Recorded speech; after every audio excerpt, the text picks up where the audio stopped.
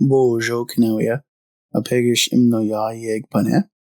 We here at Nishnaabemwin Nipissing believe peer review is an important process in the education process.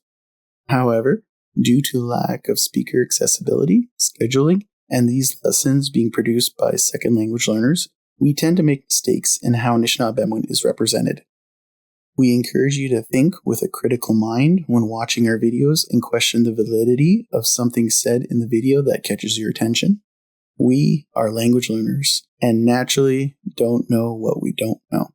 We don't discourage others from helping us out by educating us, and if you see a mistake you would like us to rectify, you can do so by contacting the email in the video description. We also ask for your patience in waiting for edits, because it is a long process to edit mistakes we share in our videos, and there is the possibility that it might not align with the speakers of Nipissing First Nation. Miigwech bisinduyang, wewe nog nawam damuk. On in Bojo Kanoia, Mr. McLeod Mondiamina, Bajinaka Queen Monim. I just want to let you guys know that links to the dictionary, PDFs to the worksheet, audio files are in links in the description of this video, as well as any other resources that'll help you out with this lesson will eventually be there as soon as I'm done making them. Aho, miigwech. On in Bojo, Mr. McLeod Mondaya, Mr. McLeod here. And today's lesson is on VII, singular and plural words. It or they are verbing. Here we have all the words highlighted for our fill in the blankers to include in their note accommodations. Please pause the video here so they can write them down. And for our note takers, they should write down this as the title for their notes. Again, pause the video here so they can record these in their notes. All right, let's move on. What does VII mean? And we have the sign up, meaning that our note takers should write everything on screen in their notes before they move on to the next slide. VII is an acronym. The V stands for verb. The first I stands for inanimate. That's for our nouns that are related to these verbs. The second I stands for intransitive. Basically, all VII means is something is doing an action of some kind. Many of our VII translations will begin with it is, and then whatever the verb is. Here we have all the words highlighted for our fill in the blankers to include in their note accommodations. Please pause the video here so they can write them down. And here we have all the points for our note takers to write down. Again, pause the video here so they can record these in their notes. All right, let's move on.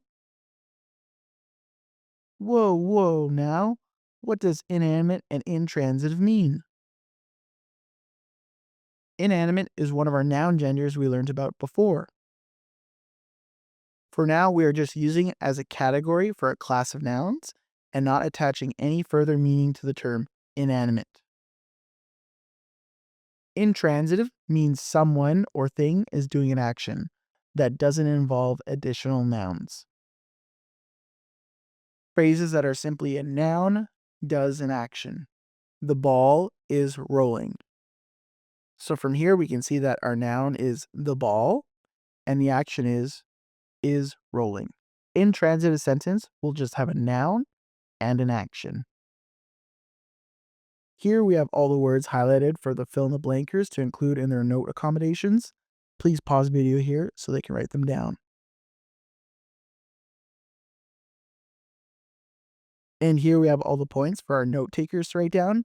Again, pause the video here so they can record these in their notes. All right, let's move on. For example, she kicks versus she kicks the ball. She kicks is intransitive because she isn't kicking anyone or thing. We have a noun, she, and the verb, kicks. and that's it. She kicks the ball is transitive because we know exactly who or what she's kicking. The ball. The ball is our additional noun, making this transitive. Nishnaabemwin intransitive sentences. And we have the sign up, meaning that our note takers should write down everything on screen in their notes before we move on to the next slide. For many of the Nishnaabemwin sentences this week, you will only need to provide 2 words, the noun and the VII word. Sentences with a noun and a VII word automatically include words like the, it, they, and is. So translating or providing Nishnaabemwin words for the, it, they, and is in this week's work is unnecessary and sounds cumbersome to native speakers. Your Nishnaabemwin translations should be formatted like so: noun, and then your VII word. Here we have all the words highlighted for our fill-in-the-blankers to include in their note accommodations. Please pause the video here so they can write them down. And here we have all the points for our note takers to write down.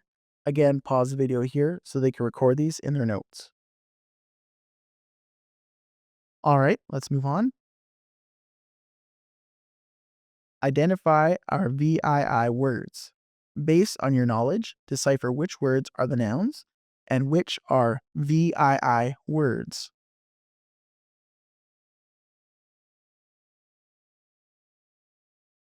So we have our VII sentences. Ndweweshtigan bigshka, kwakwad, jibopte, nkuk, moshknemgud, nkuk, pshishkwan, shkwandem, jesin, shkwandem, gboksin, kwakwad, ngisin. We know from our previous lessons which ones are nouns, and we can identify them here under our inanimate nouns. Ndweweshtigan is phone. Kwakwad is ball. Nkuk is box. Nkuk again is box. Shkwandem is door. Shkwandem again is door. And lastly, kwakwad is ball. What's left from our sentences must be our VII words, and they are big shka, big shka. Next is jibobte, jibobte.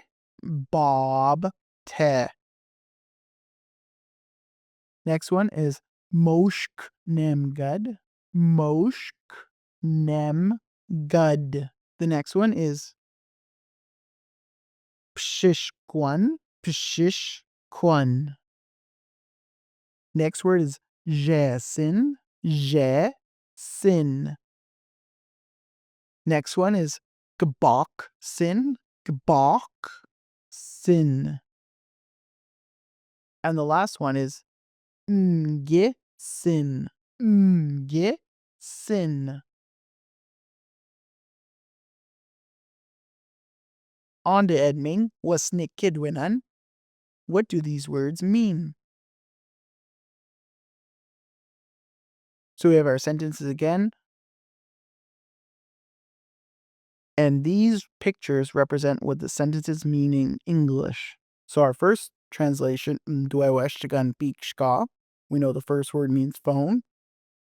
So we should incorporate that into our translation and figure that out. So the first sentence means the phone is broken. We can see from this picture here that the phone is damaged and broken. Next one, kwakwad jibobte, and that means the ball is rolling. That's what this picture is trying to convey, that the ball is rolling. Next one, nkuk moshknemgud. So we know the first word is mkuk, box, and we have two options. Mkuk moshnam gud means the box is full.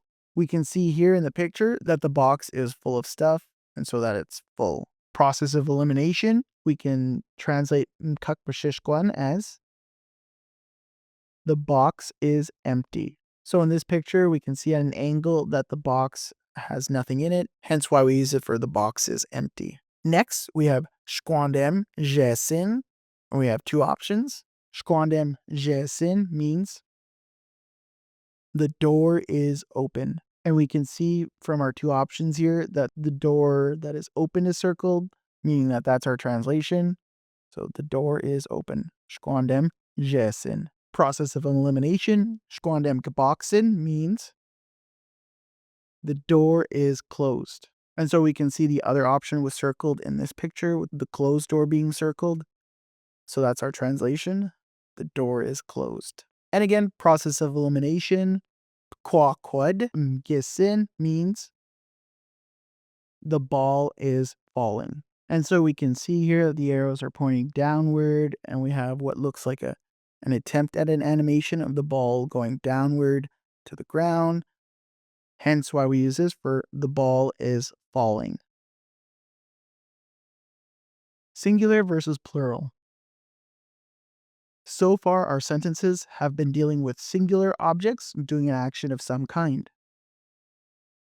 In Ojibwe, when we have plural objects doing actions of any kind, we also need to pluralize our verbs, VII words, for this lesson. Just like how our inanimate nouns have various plural suffixes, so do our VII words. More specifically, we have three types of VII words. Here we have all the words highlighted for our fill in the blankers to include in their note accommodations. Please pause the video here so they can write them down. All right, let's move on. Our three types of VII words. And if you'll notice, we have the sign up, meaning that our note takers should write down everything they see on screen in their notes before moving on to the next slide. The first type of VII words are VII words that end in vowel sounds. These will be our vowel enders. The second type are VII words that end in D or T sounds. These will be referred to as our D or T enders. And the last one is VII words that end in N sounds. These will be our N enders. So for our vowel enders from our verbs in the previous slide, we have bigshka and jabopte, both ending in vowel sounds. Bigshka ending in double A, and jabopte ending in an E sound. Bigshka means it is broken, and jabopte means it is rolling. For our D or T enders, we only had one example. Moshknem gud, it is full. And we can see here that moshknem gud ends in a D sound, hence why it's our D or T ender. All the other verbs that we covered are N enders. Pshishkwan, it is empty. Jesin, it is open. Gboksin, it is closed. And mgisin, it is falling. You could see pshishkwan ends in an N sound. Jesin ends in an N sound. Gboksin ends in an N sound. And lastly, mgisin ends in an N sound, which is why these are all our N enders for this lesson. Here we have all the words highlighted for our fill in the blankers to include in their note accommodations. Please pause the video here so they can write them down. And here we have all the points for our note takers to write down. Again, pause the video here so they can record these in their notes. All right, let's move on. Based on what you know about VII words, identify how to pluralize each type of VII word from the sentences below. So I've gone ahead and pluralized our previous sentences. The first one is Ndwewes Chignan Bigshkawan. Our next one is Kwakwadon Jibaptewan. Then we have mkakon, moshnem gadon. Next we have mkakon, pishishquanon. Then we have shquandemun, jes non. Next we have shquandemun, geboxinon. And lastly we have quaquadon, mgisnon. So how do we see our different types of VII enders pluralized in this slide? How are vowel enders pluralized? How are the D or T enders pluralized? And how are the N enders pluralized? What suffixes follows each of our enders? Here are all the words highlighted for our fill in the blankers to include in their note accommodations. Please pause the video here so they can write them down. All right, let's move on. VII plural suffixes. And we have the sign up, meaning that our note takers should write everything down from this slide in their notes before moving on to the next. VII words that end in vowel sounds use the plural suffix one, WAN. VII words that end in D or T sounds use the plural suffix oon, OON. VII words that end in N sounds use the plural suffix own, OON. Here we have all the words highlighted for our fill in the blankers to include in their note accommodations. Please pause the video here so they can write them down. And here we have all the points for our note takers to write down. Again, pause the video here so they can record these in their notes. All right, let's move on. Second last consonant rule. Even though we are working with verbs, we still have to apply our second last consonant rule when applying suffixes to our words. Like examples, jesin and mgisin. So how our second last consonant rule affects adding suffixes. So here we have the word jesin, and we're going to count back to the second last consonant sound. Consonant sounds are sounds we make with some aspect of a closed mouth and or teeth. N is the last consonant sound in jesin. The second last consonant is an S sound. We look on either side of the second last consonant sound. If it has a vowel sound before it and a short one after, we de-stress the short vowel sound. E is a vowel sound and single I is a short vowel sound. So we're going to de-stress it, bring the end in, and then add our suffix.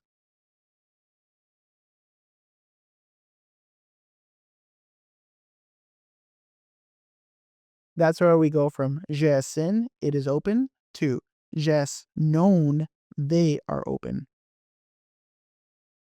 Discussion on word order. And we have the sign up, meaning that our note takers should write everything down from this slide in their notes before moving on to the next. If you want to say a sentence with your verb before the noun, you need one of the following pronouns in your sentences. I is the second word in your sentence if the noun is singular. For example, je bapte I quaquad, the ball is rolling. Ne is the second word in your sentence if the noun is plural. Je bapte one ne quaquadon, the balls are rolling. Here we have all the words highlighted for our fill in the blankers to include in their note accommodations. Please pause the video here so they can write them down. And here we have all the points for our note takers to write down. Again, please pause the video here so they can record these in their notes. All right, let's move on. Lesson recap. VII words are intransitive actions, specifically for inanimate nouns. Their sentences and translations will generally only include a subject and actor doing an action. So one noun and one verb, nothing else. We have three varieties of VII words based on their endings. They are vowel enders, D or T enders, and N enders. If our noun or actor is pluralized, our VII words have to be pluralized as well. There are specific plural suffixes for each type of VII ender. We also have to apply our second last consonant rule to our verbs when applying suffixes. If the verb appears first, you need to use the singular pronoun I or the plural pronoun ni.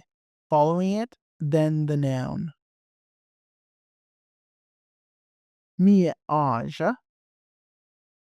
That's it for now. If you have any additional questions about the work and assignments for this lesson, please check the video I made here modeling how to answer each question in the worksheet. Check out this playlist for a visual medium of our audio files that comes with hand gestures to help you better understand how best to write and format these assignments. Again, we have links to the lesson, PowerPoint, worksheet, audio files, additional resources, and a contact email you can submit questions to or help point out any inaccuracies you noticed in our videos. Chimi Gwechmina.